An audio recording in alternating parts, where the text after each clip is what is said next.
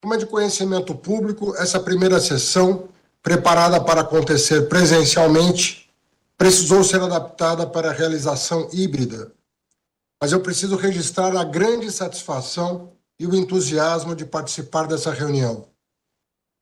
A cada 2 anos, o pavilhão em que as senhoras e os senhores estão recebe obras de artistas de todo o mundo na tradicional Bienal de São Paulo. Parte do conjunto arquitetônico do Parque Ibirapuera, desenhado por Oscar Niemeyer, o pavilhão é símbolo de uma visão de mundo otimista e orientada para o futuro. No coração de um país em rápido crescimento, São Paulo se destacou ao longo do século XX por seu processo de rápida industrialização e urbanização, abrigando e inspirando pessoas que queriam transformar a cidade em ponto de encontro internacional, um verdadeiro centro cosmopolita na periferia do mundo moderno.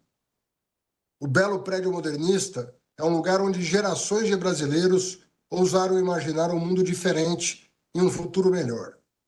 Quero começar convidando as senhoras e os senhores a compartilhar essa imaginação.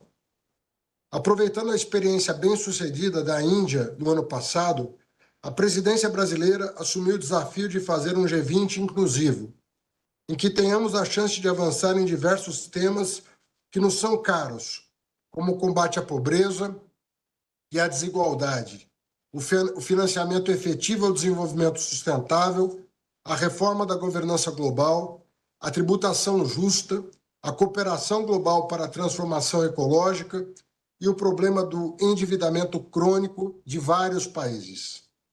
Ao mesmo tempo que ousamos imaginar um futuro mais próspero, sustentável e diverso, temos consciência de que a conjuntura econômica global é desafiadora.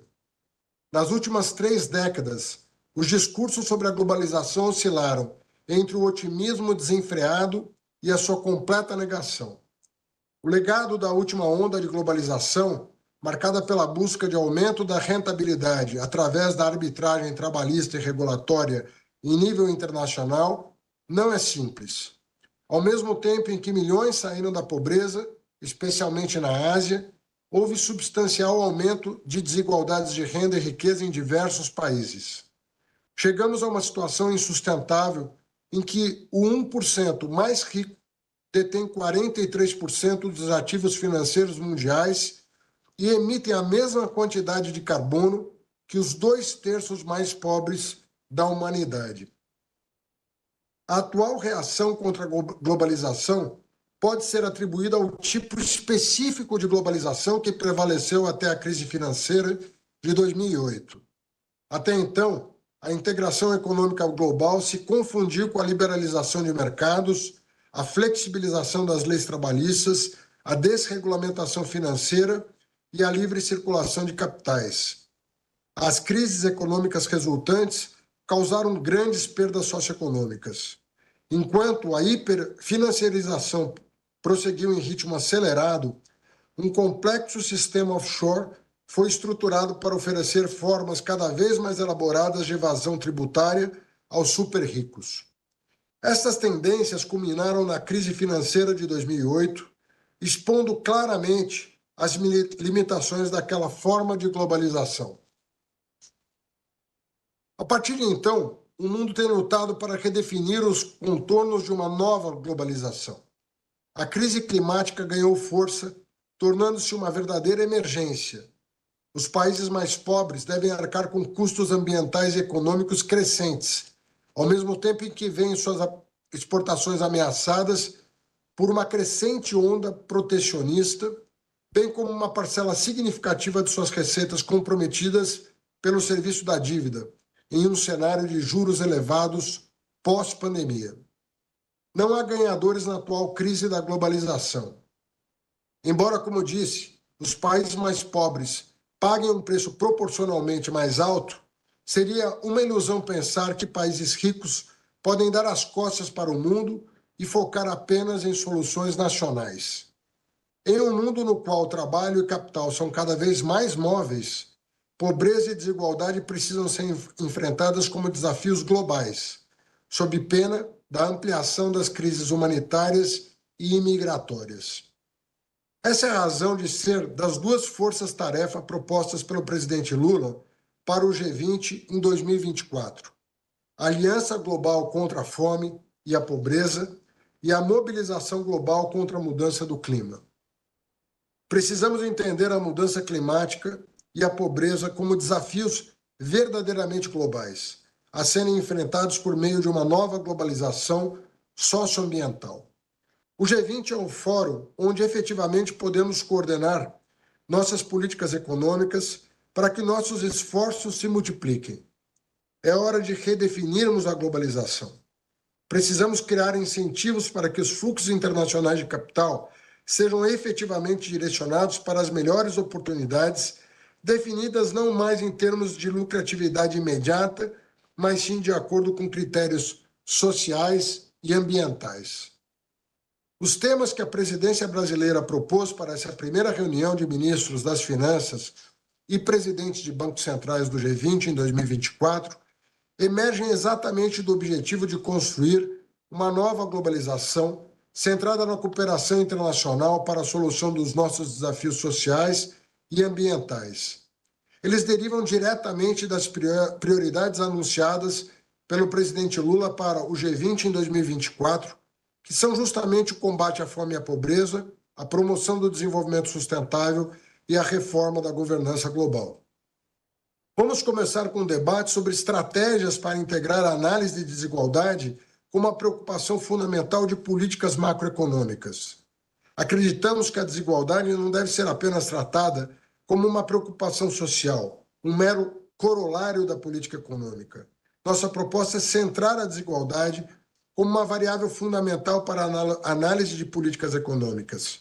Queremos desenvolver as ferramentas analíticas mais adequadas para isso, nos beneficiando de pesquisas recentes de economistas e outros cientistas sociais que têm dado importantes contribuições ao tema.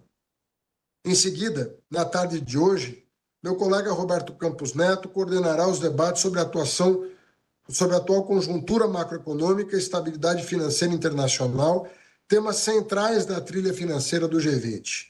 O desenvolvimento sustentável não será possível sem atenção às condições de estabilidade financeira global, incluindo um debate honesto sobre nossas perspectivas para o médio e o longo prazo. Amanhã, na parte da manhã, abordaremos um tema que considero central para a construção de um mundo mais justo, a saber, a tributação progressiva. Reconhecendo os avanços obtidos na última década, precisamos admitir que ainda precisamos fazer com que os bilionários do mundo paguem sua justa contribuição em impostos. Além de buscar avançar nas negociações em andamento na OCDE e na ONU, acreditamos que uma tributação mínima global sobre a riqueza poderá constituir um terceiro pilar para a cooperação tributária internacional. Finalmente, nossa última sessão, na tarde de amanhã, será sobre cooperação em questões de dívida e desenvolvimento sustentável. O Brasil vê o debate sobre a dívida global e a sustentabilidade ambiental e social como profundamente interligados. O endividamento crônico deve ser enfrentado para que os países tenham espaço fiscal para fazer os investimentos necessários para a transição energética, combatam a fome e a pobreza e atinjam seus próprios objetivos de desenvolvimento. Senhoras e senhores, o Brasil tem o privilégio e a sorte de receber essa reunião em um momento particularmente oportuno. Passamos o nosso primeiro ano de governo reforçando a nossa credibilidade fiscal e criando as bases de uma nova política econômica que tem relação direta com as prioridades que agora apresentamos ao G20.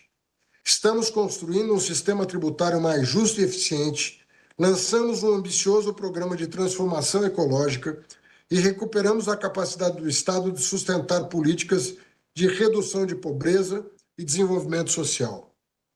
Ainda temos muito a avançar, mas tenho a satisfação de dizer que o Brasil está novamente em posição de oferecer uma agenda econômica para a comunidade internacional. Queremos compartilhar nossas experiências, aprender com as experiências de outros países e somar esforços para criar um mundo justo e um planeta sustentável. Com o apoio da Troika, das senhoras e senhores e de nossas equipes responsáveis por uma extensa e ambiciosa agenda nos grupos de trabalho, construiremos juntos o caminho que liga a Delhi e o Rio de Janeiro. É com entusiasmo, portanto, que agradeço a presença de todas e todos e abro essa primeira reunião ministerial da trilha financeira em 2024. Muito obrigado. Poder Monitor. Acesse agora e ganhe 30 dias grátis.